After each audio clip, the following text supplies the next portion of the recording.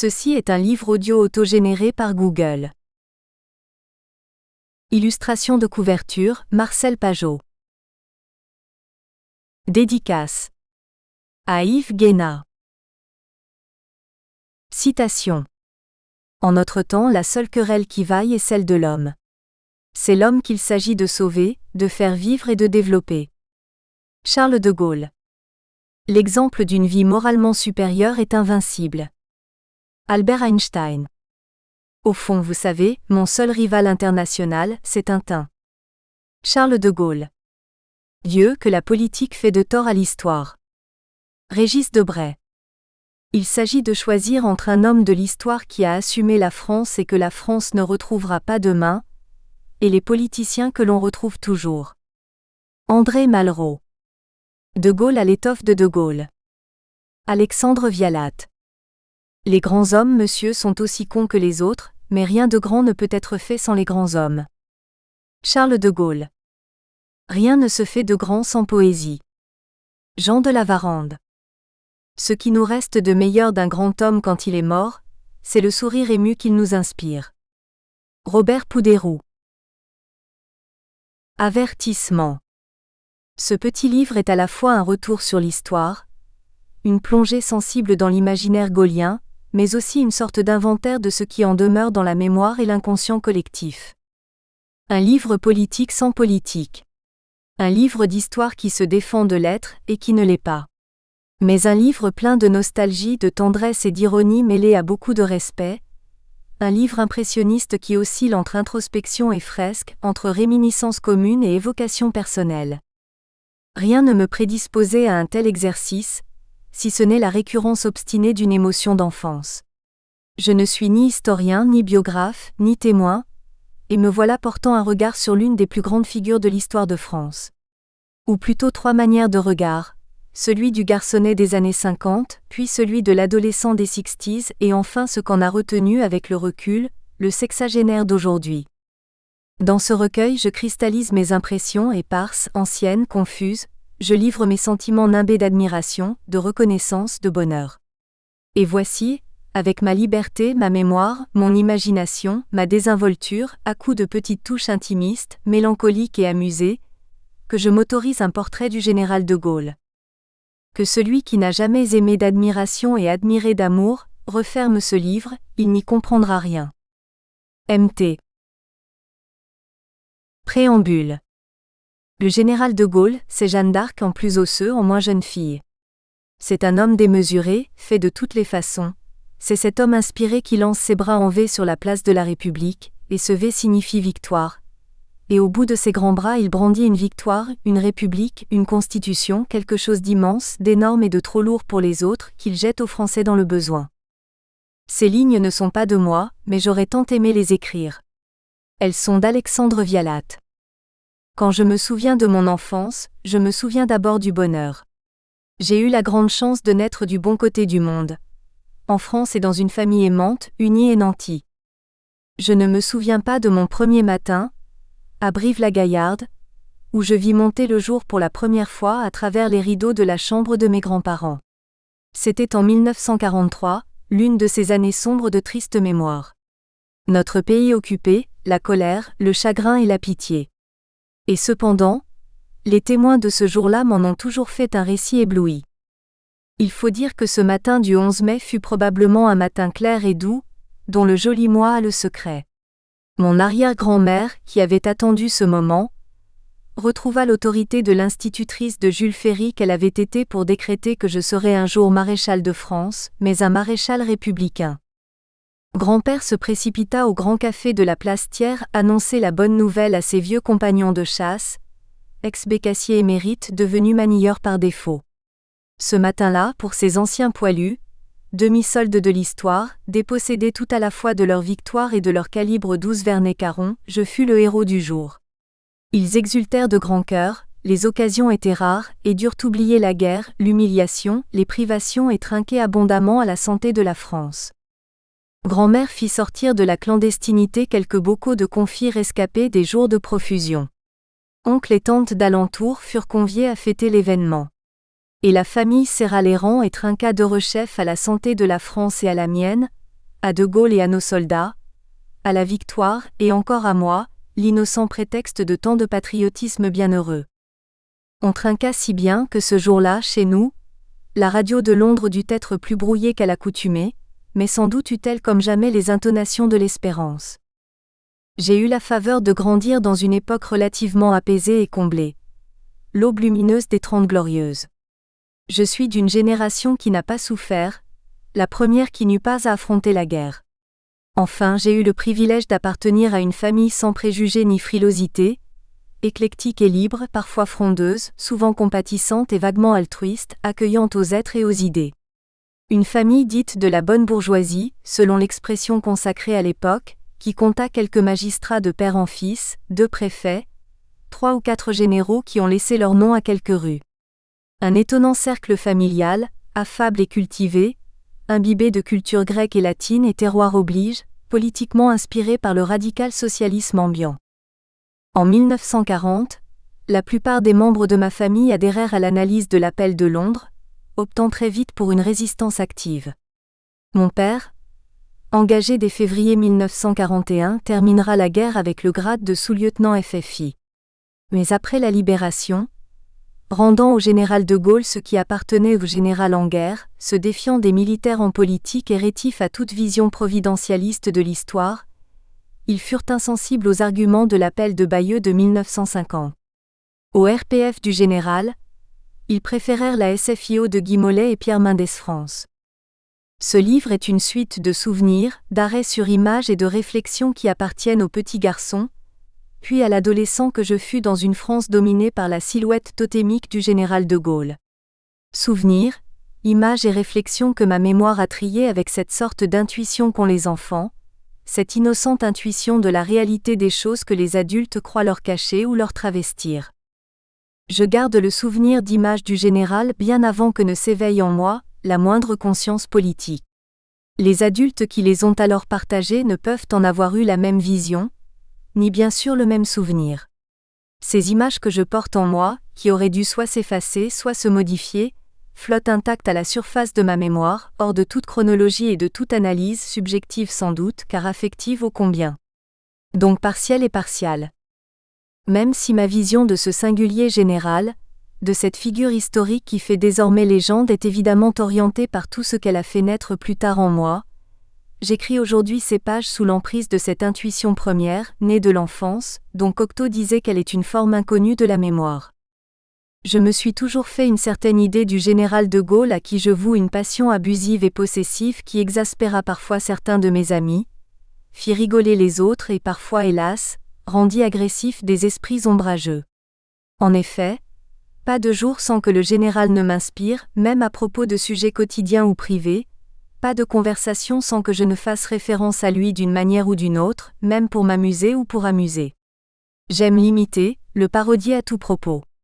Je peux ravir les admirateurs, captiver parfois les néophytes sans pour autant convaincre les sceptiques. Parfois, je crains de lasser. Seuls mes amis les plus généreux, devant mon regard si brillant quand je parle de lui, en arrivent à partager mon éblouissement. J'aime le lire, relire ses grands chapitres, ses discours, ses notes. J'ai tout lu de lui mais aussi tout lu sur lui ou presque, mémoires, biographies, hagiographies, pamphlets, caricatures, brûlots. Ce n'est pas peu dire, car Dieu sait qu'il a écrit et qu'on a écrit sur lui. J'aime me rendre dans des lieux où il est passé, alors je l'imagine et je me plais à marcher là où il a peut-être marché. Depuis des années, je traque et file son fantôme avec une obstination heureuse. Oui, j'en suis là. Chez De Gaulle tout m'intrigue, m'exalte, m'enchante. Je suis une sorte de gaulomaniaque. Je confesse qu'à présent, l'amour pour le général est la seule passion politique qui me reste. Tant pis ou tant mieux. De Gaulle, c'est ma quête du Graal. Lui être fidèle m'est une nécessité d'esprit. De cœur aussi. Et toujours lorsque j'ai des doutes, des angoisses, des abandons, je vais vers lui. C'est une compagnie dont je ne peux me passer. Il me donne tellement l'impression d'avoir surmonté les faiblesses humaines, aboli les mesquineries, d'être celui qui a vu plus haut, qui a passé sa vie à voir plus grand et plus juste, qui a eu le génie de voir plus loin et de discerner le monde autrement. Le général fut ce voyant qui avait la vision prophétique et le rêve éveillé, au point de faire entrevoir un au-delà de la condition humaine. En pensant à cette dimension de son héritage, me vient à l'esprit ce beau vers de Rimbaud, et j'ai vu quelquefois ce que l'homme a cru voir. On sait qu'avec le temps, l'histoire juge de tout et de chacun. Et le temps est passé. Désormais, le général appartient non seulement à l'imaginaire français, mais il est, avec Louis XIV et Napoléon, l'un des rares dirigeants français qui soit entré dans l'imaginaire universel. Combien de chefs d'État, combien de grands leaders de par le monde se référant à lui? À tort ou à raison? De Mandela à Allende et à Hugo Chavez, de Fidel Castro à Yasser Arafat qui portait une croix de Lorraine autour du cou. Dès l'enfance, sans réelle conscience de son envergure historique, dans une vision innocente et magnifiée de l'histoire puisée dans l'imagerie de mes livres de contes et légendes ou de mes romans de cap et d'épée, puis dans mon Malais et Isaac de la Communale, spontanément et intuitivement je plaçais le général au premier rang des idoles de mes premières années, des héros réels ou fictifs de mes premières lectures. Il devançait Vercingétorix, Robin des Bois, Ivanhoé, le roi Arthur, Charlemagne, Jeanne d'Arc, Bayard, D'Artagnan, il était à la tête de mes soldats de plomb. Puis le général conquit le sommet de mon panthéon d'adultes, bien au-dessus d'Henri IV, de Bonaparte, de Gambetta, de Clémenceau et de Blum, pour n'en plus jamais redescendre. Il m'apparut être celui qui, comme il réussira parfois à rassembler enfin les Français, quel exploit, réussit aussi une mise en perspective fulgurante de l'histoire de France dépassant les contradictions et les apparences immédiates de l'héritage.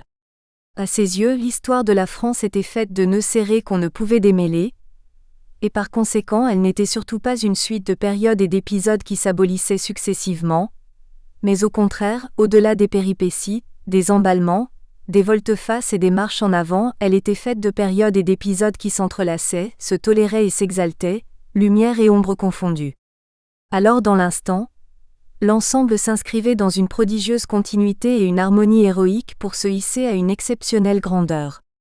Ainsi, il réconciliait la France avec son passé, l'Ancien Régime avec la Révolution, la dynastie qui a fait la France si grande avec les grandes figures de 1793, les mousquetaires de Fontenoy avec les soldats de l'an 2, la République avec les empires, les préceptes de la chevalerie médiévale avec la Déclaration des droits de l'homme, la grande bourgeoisie avec le petit prolétariat, les communistes français avec la France libre. Pour lui, rien de tout cela ne pouvait être séparé mais au contraire devait être embrassé d'un même élan comme un tout éminent. Il donnait à contempler une vue magnifique sur une France tout à la fois bien réelle et rêvée, présente et passée. Et j'aime tellement les belles histoires bien racontées, que je me suis toujours complu dans cette mise en perspective du passé de mon pays. Une vision et une analyse inspirées par Victor Hugo et Jules Michelet, qui expriment une permanence du génie national. Oh! Certains prétendirent n'y voir que de la poudre aux yeux. Mais dans ce cas, c'était pour le moins de la poudre d'or dont nous gardons l'éclat. Jean Daniel, le fondateur du Nouvel Observateur, considère que De Gaulle a irradié l'histoire du XXe siècle et paré la France d'une sorte d'habit de lumière. C'est paradoxalement, à l'âge dit ingrat, cet âge qui refuse et conteste, qui oppose la liberté à la loi et associe quadragénaire et antiquité, à cet âge où l'on fume en cachette ses premières cigarettes avec des mines de desperado furtifs, que De Gaulle entra dans ma vie. Ce fut une découverte toute personnelle, sans cesse renouvelée, sans cesse approfondie, dans la tendresse et l'éblouissement. Je me mis à vouer au général une vénération et une piété naïve, qui ne me quitteraient plus.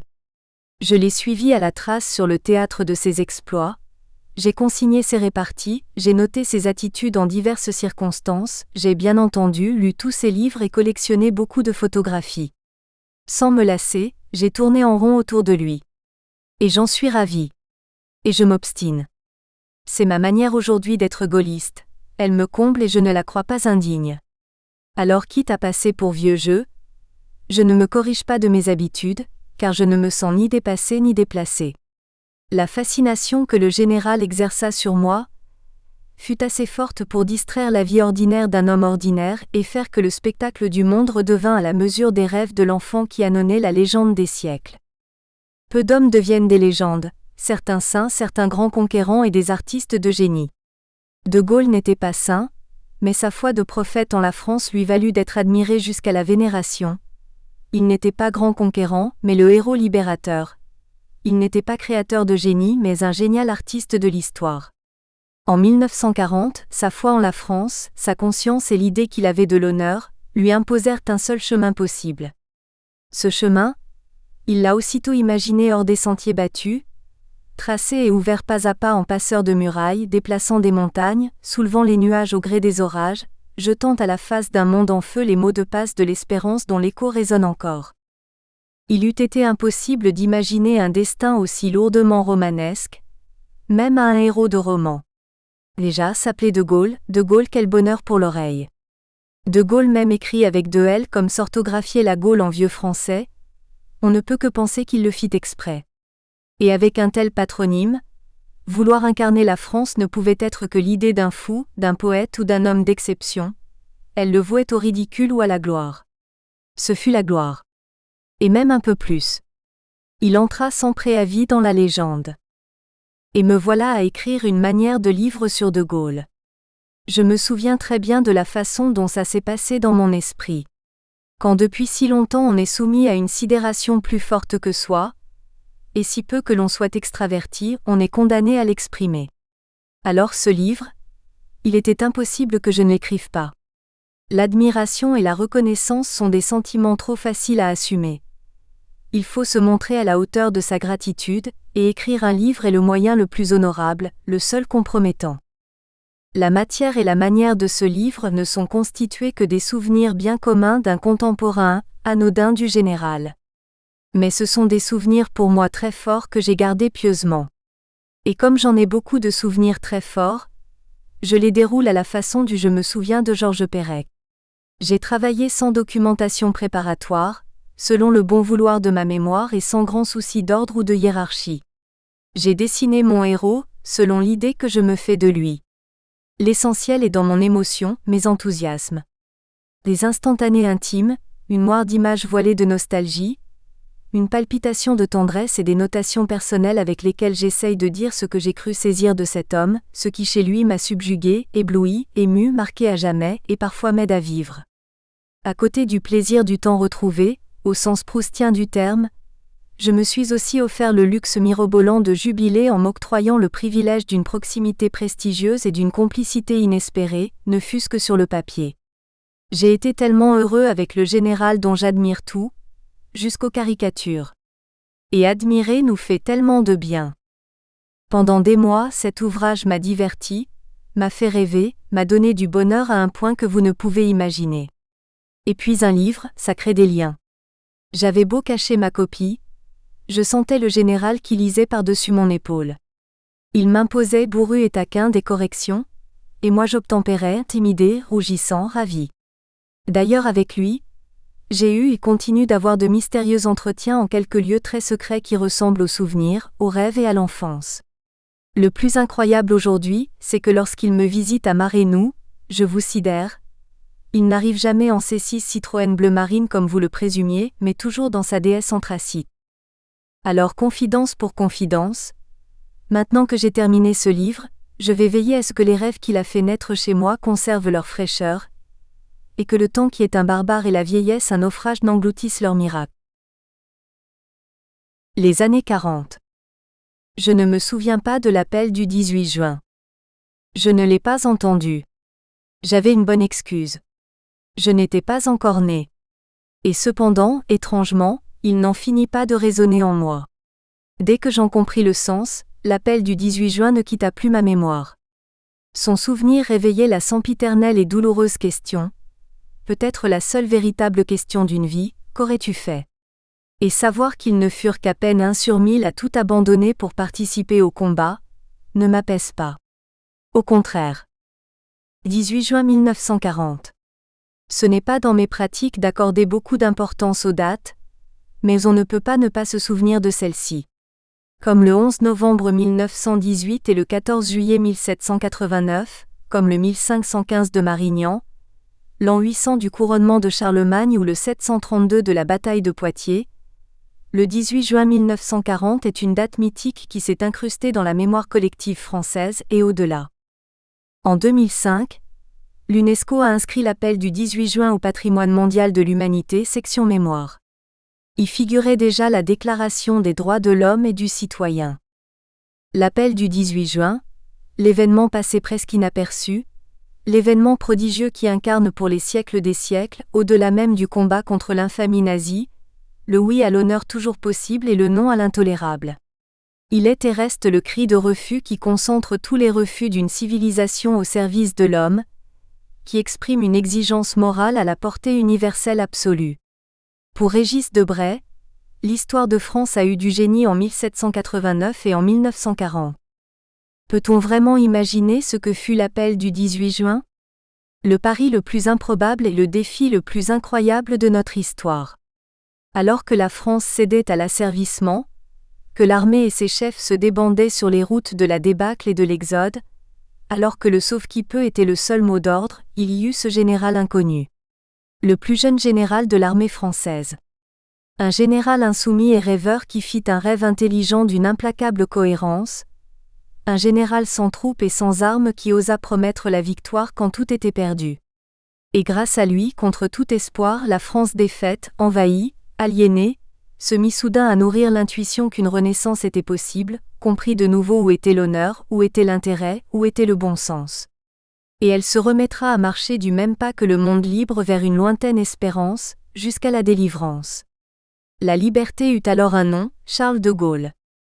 Sur l'échiquier d'un monde en feu, le général fut le cavalier fou de la longue et terrible partie qui allait se jouer et mettre la barbarie échec et mat.